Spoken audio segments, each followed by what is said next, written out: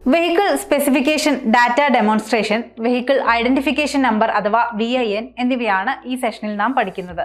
ഒരു വാഹനത്തിന്റെ വ്യത്യസ്ത ഭാഗങ്ങൾ മനസ്സിലാക്കാനും വാഹനത്തിന്റെ സ്പെസിഫിക്കേഷൻ ഡേറ്റ അനുസരിച്ച് ഭാഗങ്ങളുടെ സ്പെസിഫിക്കേഷൻ പരിശോധിക്കാനും വെഹിക്കിൾ ഐഡന്റിഫിക്കേഷനെ കുറിച്ച് കൂടുതൽ അറിയാനും ഈ സെഷൻ നിങ്ങളെ സഹായിക്കും. വാഹനങ്ങളുടെ 5 പ്രധാന ഭാഗങ്ങളെക്കുറിച്ച് മനസ്സിലാക്കിക്കൊണ്ട് ഈ സെഷൻ നമുക്ക് ആരംഭിക്കാം. Engine parts, drive transmission, steering parts, suspension, brake parts, electrical parts, body and chassis എന്നിവയാണ് ഒരു വാഹനത്തിന്റെ വ്യത്യസ്ത ഭാഗങ്ങൾ. എൻജിൻ ഒരു സങ്കീർണ യൂണിറ്റ് ആണ്. അതുകൊണ്ട് തന്നെ ഇവിടെ ഇന്ധനമായി എത്തുന്ന കെമിക്കൽ എനർജിയെ അഥവാ താപോർജ്ജത്തിനെ മെക്കാനിക്കൽ എനർജി ആക്കി മാറ്റുന്ന പ്രവർത്തനം നടക്കുന്നു. ഇത്തരത്തിൽ ലഭിക്കുന്ന എനർജിയിലാണ് വാഹനം ചലിക്കുന്നത്. മോട്ടോർ വാഹനങ്ങളിൽ ഉപയോഗിക്കുന്ന ട്രാൻസ്മിഷൻ സിസ്റ്റം ഇന്റേണൽ കംപ്രഷൻ എഞ്ചിനിൽ ഉണ്ടാക്കുന്ന എനർജി ഔട്ട്പുട്ട് വാഹനത്തിന്റെ വീലുകളിലേക്ക് എത്തിക്കുന്നു. അതേസമയം ഒരു ബാഹ്യജ്വലന അഥവാ EC എഞ്ചിനിൽ ഇന്ധനം ബാഹ്യമായി കത്തിക്കുകയും മെക്കാനിക്കൽ ചലനത്തിനായി നീരാവി ഉൽപ്പാദിപ്പിക്കുകയും ചെയ്യുന്നു. ഡ്രൈവ് വീലുകളിലേക്ക് ആന്തരിക ജ്വലന എഞ്ചിന്റെ ഔട്ട്പുട്ട് നൽകുന്നതിന് മോട്ടോർ വാഹനങ്ങളിൽ ട്രാൻസ്മിഷൻ സിസ്റ്റം ഉപയോഗിക്കുന്നു.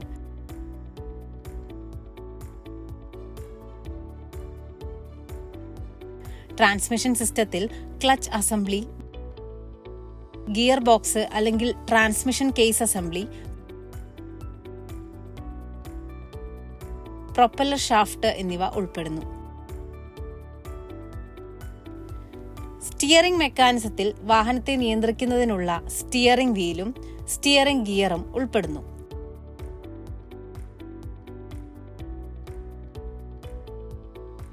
രണ്ട് തരത്തിലുള്ള മെക്കാനിസങ്ങൾ ലഭ്യമാണ്.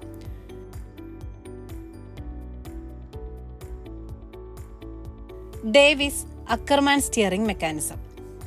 ഇവയിൽ അക്കർമാൻ തരം അതിന്റെ ലാളിത്യം കാരണം കൂടുതൽ ജനപ്രിയമാണ്. ഇത് ടയറിന്റെ തേയ്മാനം കുറയ്ക്കുകയും ഫിക്ഷൻ കുറയ്ക്കുകയും ചെയ്യുന്നു. വാഹനത്തിന്റെ സസ്പെൻഷൻ സിസ്റ്റം പ്രധാനമായും 2 ധർമ്മങ്ങളാണ് നിർവഹിക്കുന്നത്. ഒന്ന്, വാഹനത്തെ കൃത്യമായി കൈകാര്യം ചെയ്യാൻ സഹായിക്കുക, ബ്രേക്കിങ്ങിന് സഹായിക്കുക. Conventional suspension system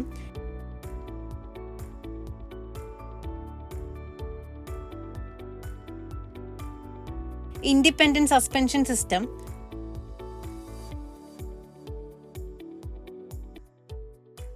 air suspension system എന്നിങ്ങനെ 3ആയി ഇവയെ തരംതിരിച്ചിട്ടുണ്ട്. കൃത്യമായൊരു ദൂരത്തിൽ വാഹനം നിർത്തണമെങ്കിൽ ബ്രേക്കുകൾ ആവശ്യമാണ്.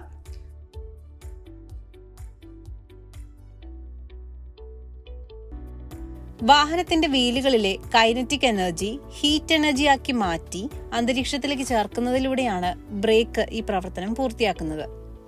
Mechanical brake, hydraulic brake, air brake തുടങ്ങി നിരവധി തരം ബ്രേക്കുകളുണ്ട്. ഇലക്ട്രോണിക് സംവിധാനങ്ങൾ ഒരു ഓട്ടോമൊബൈലിന്റെ പ്രവർത്തനത്തിൽ പ്രധാന പങ്ക് വഹിക്കുന്നുണ്ട്.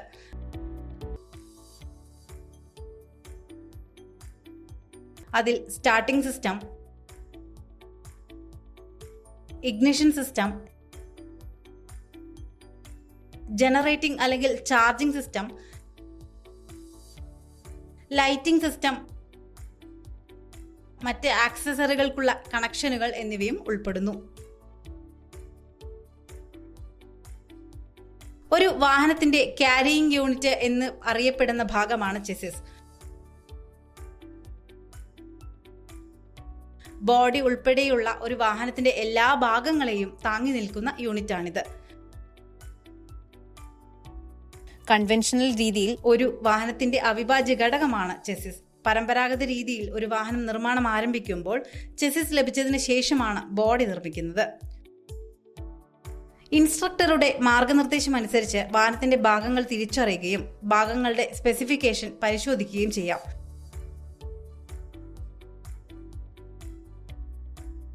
ഇവിടെ ലിസ്റ്റ് ചെയ്തിരിക്കുന്നത് പോലെ ഇതിനാവശ്യമായ എല്ലാ ഉപകരണങ്ങളും മെറ്റീരിയലുകളും നിങ്ങളുടെ കൈവശമുണ്ടെന്ന് ഉറപ്പാക്കുക.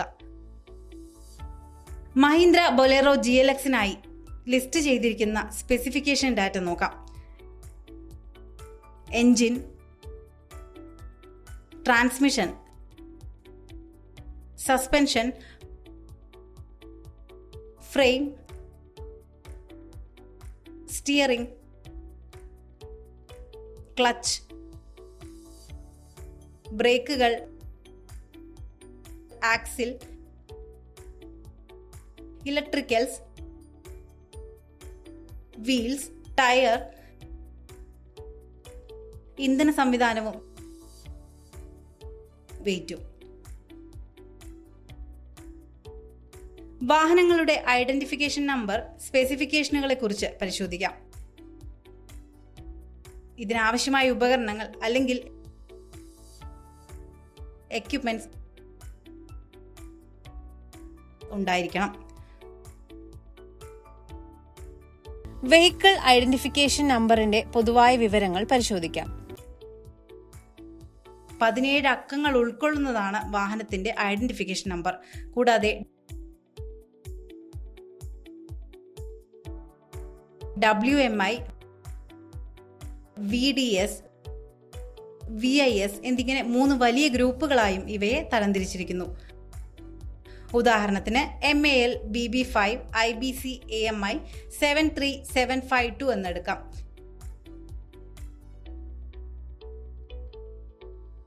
ഇത് VIN ക്ലാസിഫിക്കേഷനുകളുടെ വിശദാംശങ്ങളാണ് നമുക്ക് നൽകുക.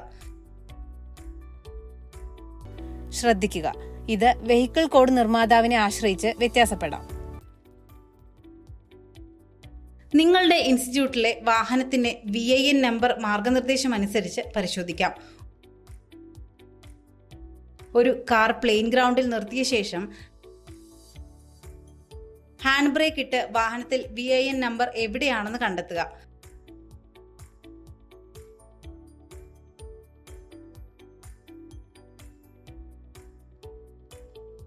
ഒരു പേപ്പറിൽ അത് കുറിച്ചെടുക്കുക. മാനുഫാക്ചറർ നൽകുന്ന നിർദ്ദേശങ്ങൾ അനുസരിച്ച് VIN നമ്പർ വിശദാംശങ്ങൾ ഡീകോഡ് ചെയ്യുക. സ്പെസിഫിക്കേഷൻ ഡേറ്റയെക്കുറിച്ചും വെഹിക്കിൾ ഐഡന്റിഫിക്കേഷൻ നമ്പർ കണ്ടെത്തുന്നതിനെക്കുറിച്ചും മനസ്സിലാക്കിക്കൊണ്ടാണ് ഈ സെഷന്റെ അവസാന ഭാഗത്തിലേക്ക് നമ്മൾ എത്തിയത്. ഈ 2 വിഷയങ്ങൾ സംബന്ധിച്ച വ്യക്തമായ അറിവ് നേടാൻ ഈ സെഷനിലൂടെ നിങ്ങൾക്ക് സാധിച്ചെന്ന് വിശ്വസിക്കുന്നു.